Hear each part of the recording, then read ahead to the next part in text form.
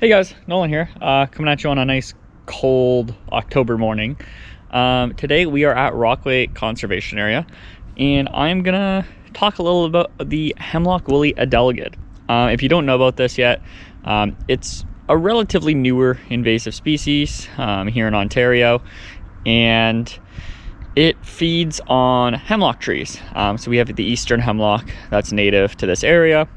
Fairly common tree in natural forest areas. They like to be kind of on slopes near riverbanks, but basically what it is it's a little bug, and it lays its egg sacs at the base of needles, and then the bugs will basically suck on the sap, trying to go to the needles.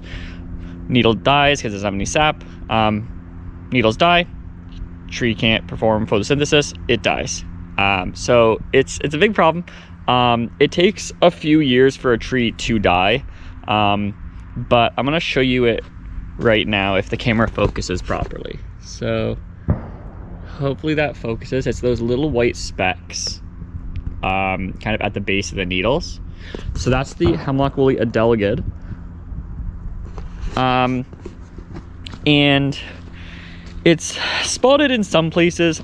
So here in Niagara, I know it's been spotted at Balls Falls, obviously here at Rockaway. I believe it's also been spotted at St. John's Conservation Area, which doesn't have that many hemlock trees.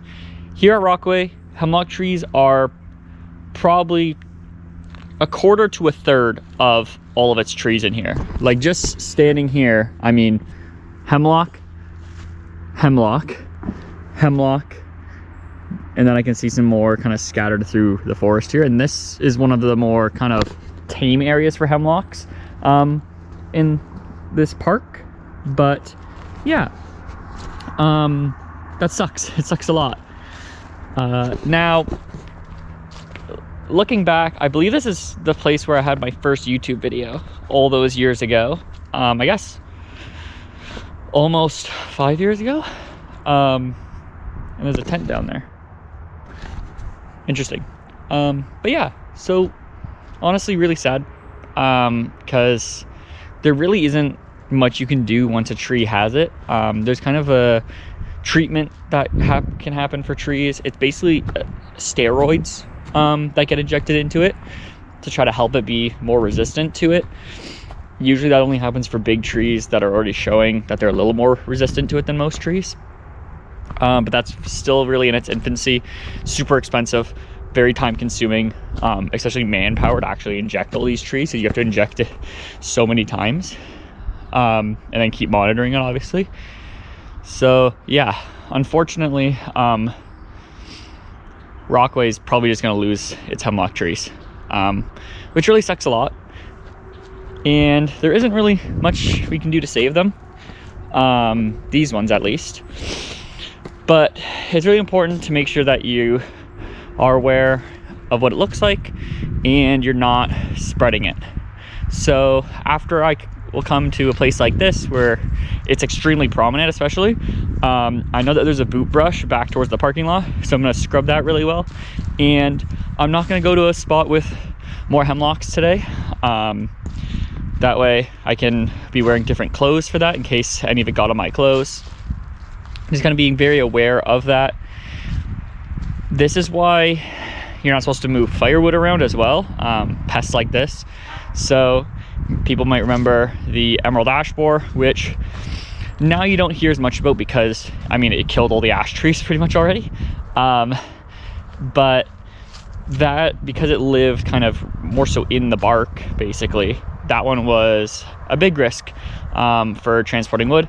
This one, because it's on the needles, it isn't as much, but still you want to make sure that you are sourcing firewood from local purveyors, especially if you go somewhere camping, because there's going to be places that don't have this yet and you don't really want to get it. So nearby, just a couple kilometers, actually in between here in Balls Falls, is Louth Conservation Area, my favorite conservation area in Niagara. And that place has quite a fair amount of hemlock trees as well. Not as much as here, but still a fair amount. I haven't heard of it being there And there's no, like here, there's tags on hemlock trees that they're clearly monitoring. There, I haven't seen anything like that. I haven't noticed it. I haven't heard of it being reported there. I think that's because it's such a low-key area. Not many people go there to begin with. But being very aware, and if you see it, make sure that it's at least known about.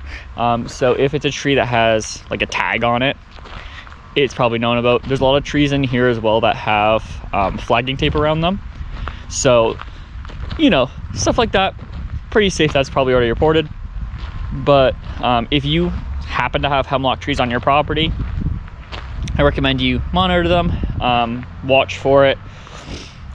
I believe it's the Canadian Food Inspection Agency or something like that, that you report it to, which seems weird, but that's the system, I guess. Yeah, just be aware, don't spread firewood, make sure you use boot brushes. The boot brushes are really handy, super simple, take almost no time, and they're pretty effective considering what they are. So I'm back at the Rockway parking lot, and this is their boot brush station. So most conservation areas in Niagara, I think, now have one of these. I know Short Hills also has them. It's sponsored by Baffin, made and delivered by the Bruce Trail Conservancy, given to the PCA to bring here. It doesn't even mention Hemlock Adelgid on there, which is crazy, but it's a pre-made sign that go across many properties. So obviously you have garlic mustard, buckthorn, dog strangling vine, which I don't think is in Niagara, but nearby there's also Japanese stiltgrass, so another newer invasive that's really bad. So yeah, just be very aware, keep on the lookout for it, and be really careful if you're in areas that have these. But yeah, that's it for me. Bye bye.